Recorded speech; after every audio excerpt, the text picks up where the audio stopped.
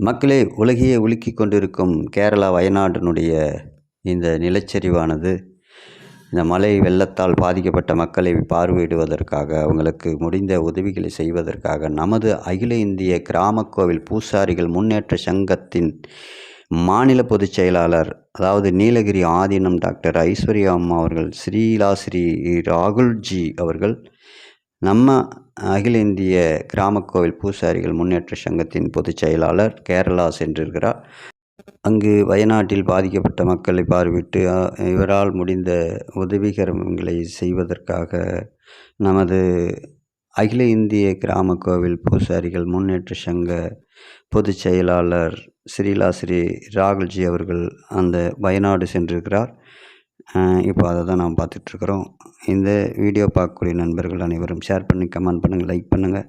நன்றி, வணக்கம். மீண்டும் ஒரு நல்ல பதிவுடன் சந்திப்போம்.